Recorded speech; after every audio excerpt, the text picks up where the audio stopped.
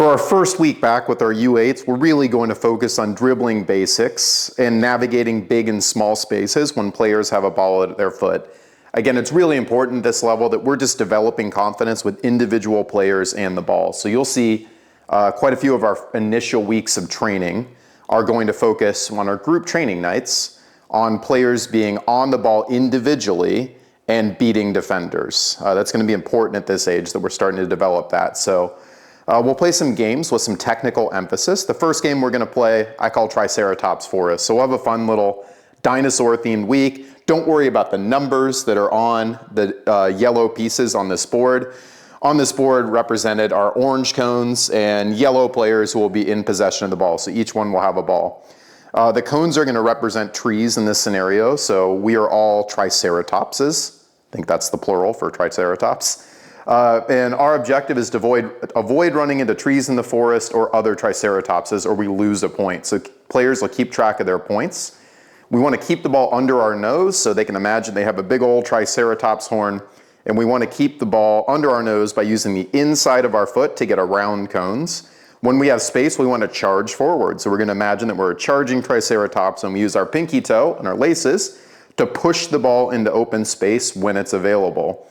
So in the initial round, players will be dribbling, scanning, trying to use the inside of their feet to take small touches around the orange cones and take big touches into space with our pinky toe when we have space to attack. When we encounter other players, again, we're going to try to avoid collisions.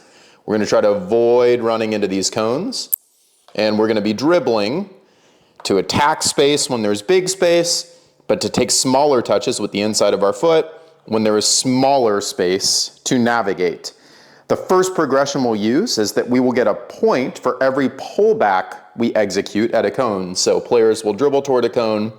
They're going to execute a pullback skill, which I'll model, a proper pullback to turn and get away from that cone. So we get a point every time we do a pullback at a cone or a tree, or when we're about to encounter another player. We lose a point every time we run into another player or we run into a cone.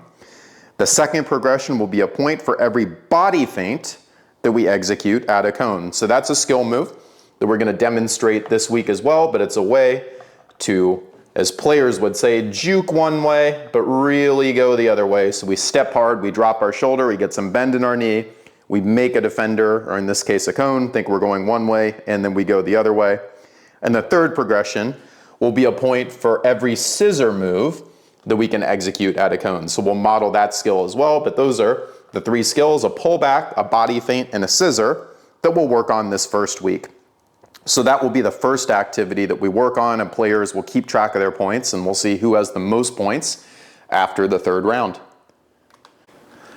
The second activity that we'll use this week will be what I call raptor race. So we'll have different teams at lines of orange cones. You can see the orange cones and these lines on this field. Yellow is representing each team. So we'll have 3 or 4 players per team.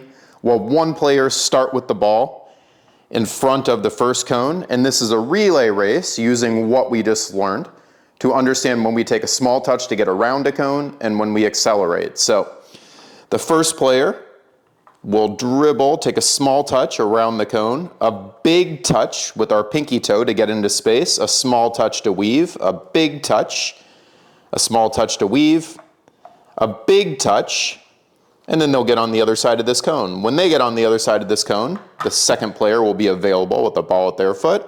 And again, they'll engage the defender, take a small touch to get around, a big touch into space, a small touch to get around, a big touch into space, a small touch to get around, a big touch into space, and that player will sit down behind this player. So this is a race. Again, on this line, we're doing the same thing.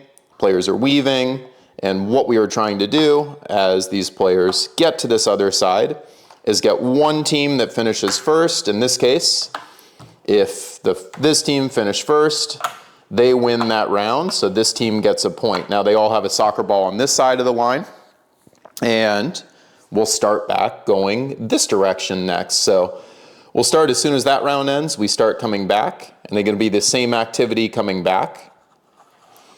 And then when they understand this activity and when they're successfully weaving around the cones, and we see that that is the case, Then on the next round, what we'll do is the round will last the duration of going down and back. So again, once this team all gets down on this side, as soon as everyone is down on this side of the cone line, it starts back going the other direction. And again, we're working on navigating big spaces and small spaces. So the round will continue until we've gone down and back. The idea on Raptor Race here, we'll pretend like the orange cones are sleeping raptors, and we want to sneak by them. We'll get the final activity we'll play this week is what I call T-Rex Escape. So you could also call this Sharks and Minnows. I'm sure you've seen a version of this before, but the orange cones will represent a T-Rex containment zone. We'll have 2 or 3 T-Rexes patrolling the zone as defenders. The objective from each player is to dribble through the T-Rex zone and understanding when we take a big touch to get past a defender, or if we're engaging a defender where we might take a smaller touch to go around them and then a big touch to get through to the other side. Every time we get through and we're safe from the T-Rexes touching the ball, we get a point. So we'll go down and back probably 4 or 5 times, and then we'll switch the 2 defenders in the middle. You can see the 4 and 5 indicated here as the T-Rexes, but we're trying to work on understanding when there is big space and we can get by a defender quickly. We use our pinky toe to just speed dribble past and push the ball into space. When there's smaller space, we have to take a smaller touch and maybe try one of the skill moves we learned earlier to get by the defender without the defender touching the ball. If the defender does manage to touch the ball, they are just going to kick it to the side, and that player loses the point. They'll just go get their ball back and restart the next round, so no one is out on this round.